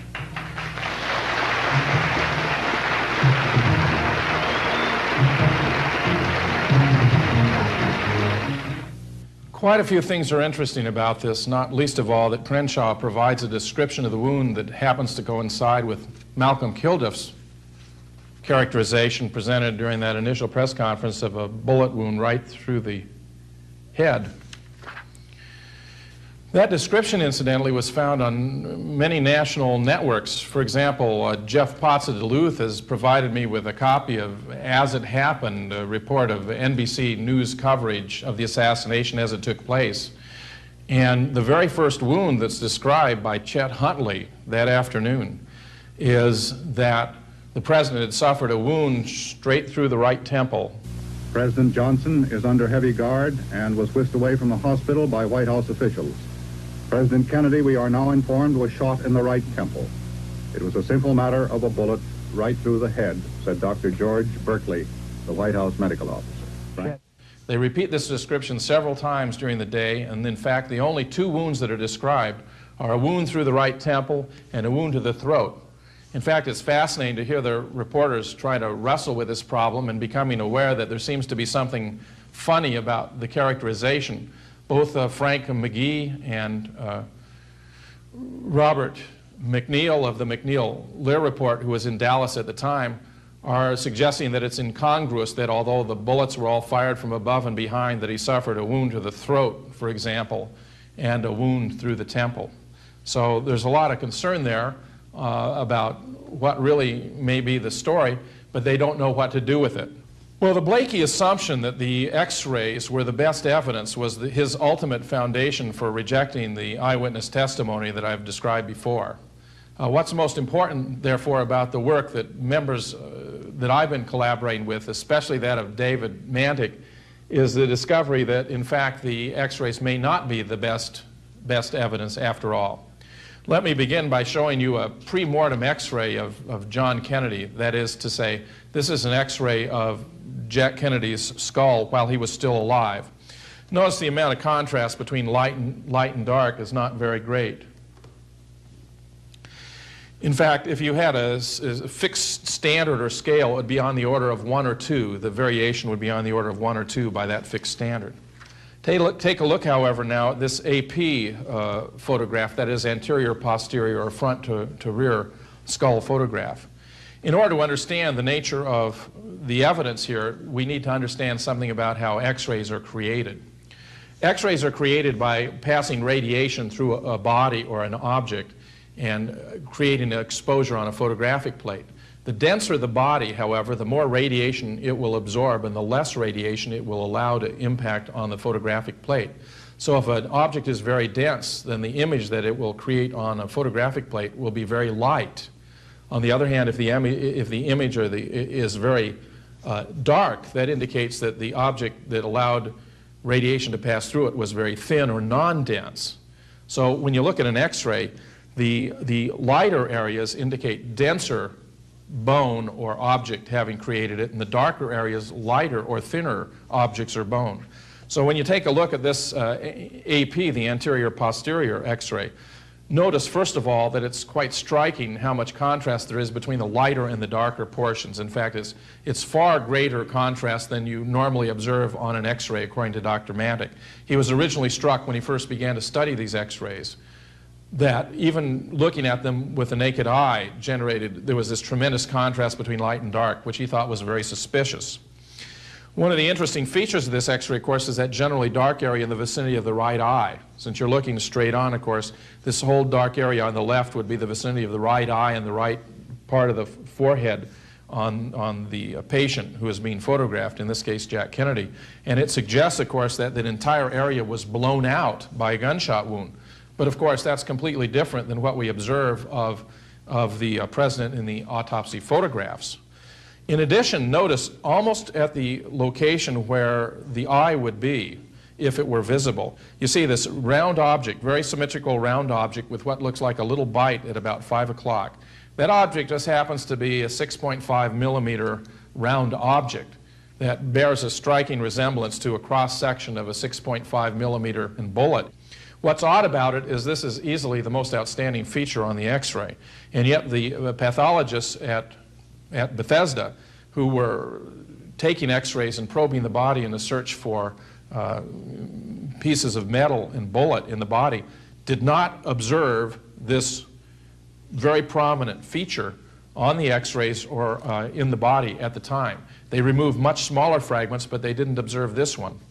Dr. Mantic is of the opinion that this 6.5 millimeter object was an artifact that was added to the X-ray after the autopsy. And in fact, that is corroborated by the testimony of Gerald Custer, who actually took the X-rays at the time. Custer has stated he was awakened at about 3:30 in the morning by Commander Ebersol and another officer who asked him to take pieces of metal and scotch tape them to pieces of bone and X-ray them over again for the preparation of a bust of the president. Custer thought this was a ridiculous explanation at the time, and obviously he is correct, because no one would want to make a bust of the shattered cranium of a dead president. And in fact, we have much information available about the way in which Jack Kennedy's head appeared, much more appropriate information available if in fact somebody wanted to make a bust. So it appears as though this was in fact some sort of fabrication that was being added on to establish evidence that a 6.5 millimeter rifle had in fact been used in inflicting the wounds. Most of Dr. Mantic's attention, however, was devoted to the lateral X-rays, that is, the X-rays that were taken from the left and the right side of the body. Here's an example for you to consider. The technique that Dr. Mantic employed in studying these X-rays is known as optical densitometry, which measures the amount of light that is allowed to pass through the X-rays. This technique is very sensitive and enables you to make a very exact determination of the relative density of the objects that created the X-ray. What's interesting about this technique is that no one had ever thought of applying it to the X-rays. It's a technique not normally applied for this purpose. So that when Dr. Mantic went to the National Archives, he was indeed pursuing this, applying this technique in an ingenious way for the first time to the X-rays.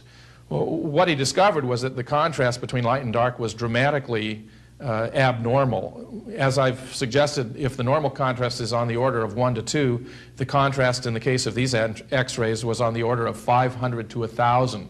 In other words, the density of the bone or other material that created these X-rays was on the order of 500 times denser than would be experienced in normal X-rays.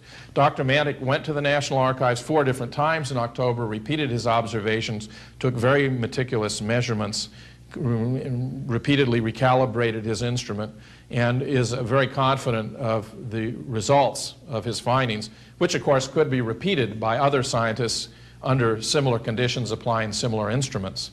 Now, the most fascinating part of what Dr. Mantic discovered is that there's an area which is described here by the series of dark dashes, notice there, called area P, that appears to characterize what looks as though it was a patch that was applied to the X-rays. No one before Dr. Mantic undertook these studies had really figured out how to fake an X-ray. But what Dr. Mantic has discovered is that, in all probability, the way in which this composite X-ray was constructed was that an original, authentic image was reproduced using an X-ray copying machine. But before it was developed, a second image was superimposed upon the first, the image of a patch intended to create the effect they wanted to create, and then developing the composite result. In that way, you'd have a patch that concealed exactly the area that all the eyewitnesses testified had been blown out at the back of the president's head. The patch, however, that was used in this case was much too dense to represent ordinary bone tissue. Just for the sake of comparison, the thickest bone in the human body connects the ear canals, goes through the head from side to side. If, it's known as the petrous bone, if this patch were authentic bony tissue, then the whole back of Jack Kennedy's head would have had to be nothing but bone, nothing but solid bone. So unless Jack Kennedy was a bonehead, this can't possibly be a normal X-ray. There's a tremendous amount of evidence here, therefore, that supports now the conclusion that the X-rays are fabrications, they're composites created by superimposing X-rays, and that the eyewitness reports now have to be taken seriously because we discover that what individuals like Blakey and the House Committee took to be the best evidence in the case turns out to be fabricated evidence that can no longer be justified, which means we're now entitled to accept what the eyewitnesses said about the blowout to the head. Here's another set of the X-rays that gives you a good idea where the particles are distributed.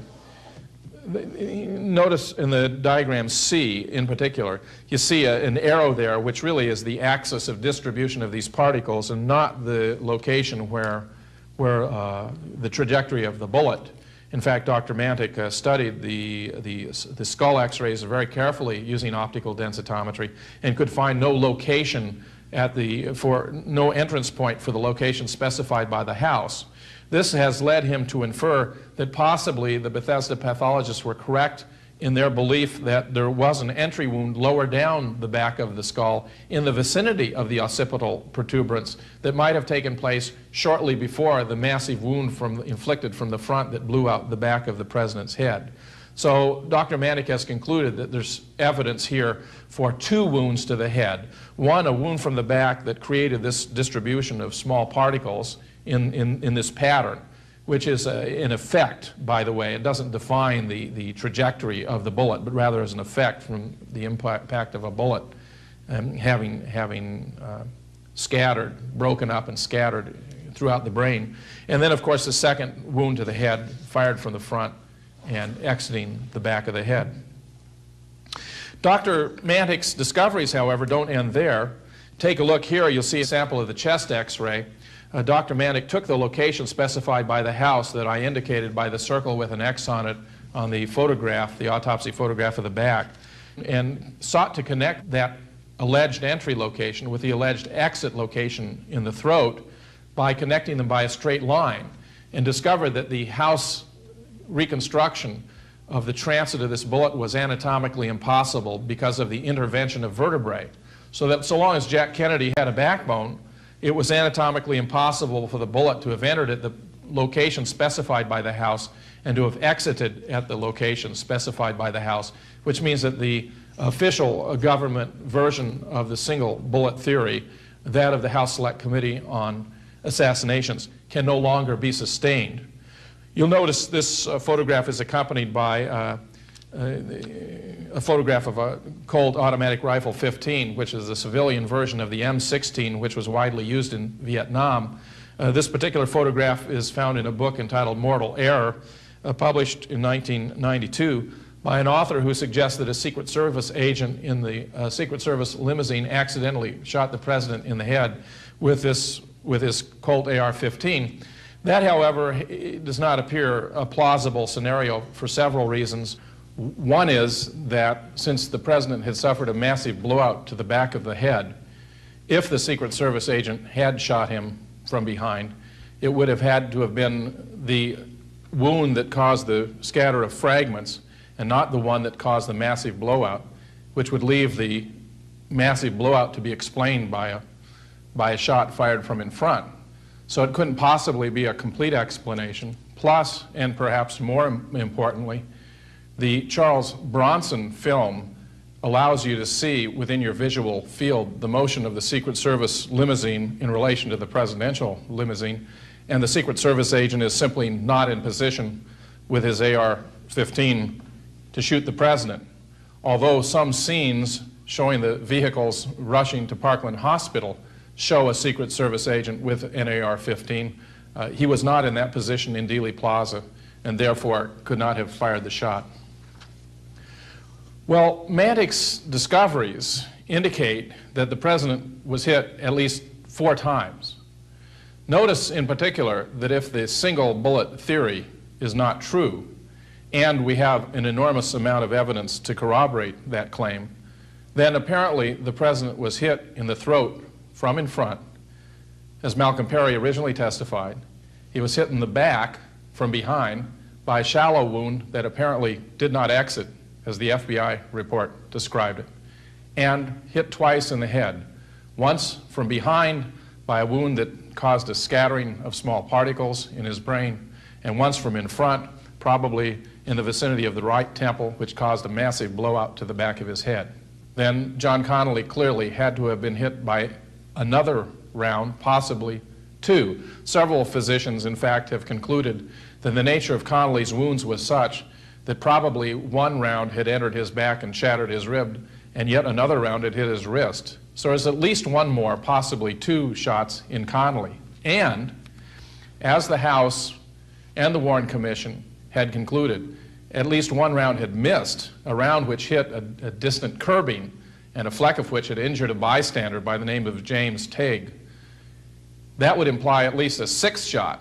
So the evidence that Mantic has discovered implies that at least 6 and possibly 7 shots at the minimum were fired in Dealey Plaza on the 22nd of November 1963.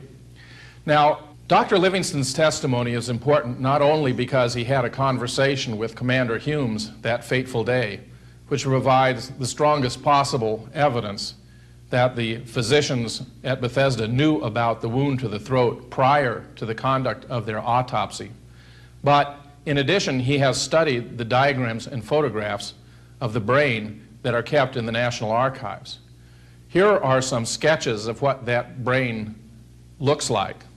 Notice A and C characterize a brain with some damage to the right cortex, but with an undamaged cerebellum in both cases. The cerebellum is completely intact.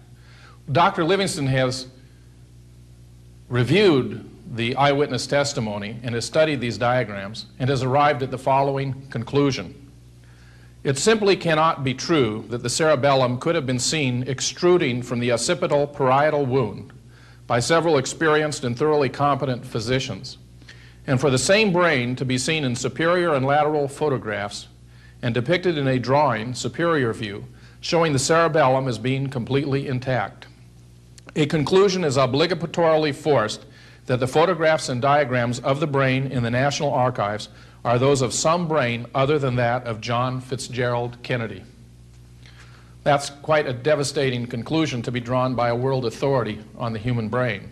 In addition, Dr. Livingston, on the occasion of the events, the assassination in Dallas, had conversations with a close friend of his named Richard Dudman, who was at that time and may still be a reporter for the St. Louis Post-Dispatch. and learned from him that he had witnessed what appeared to be a through-and-through hole in the windshield.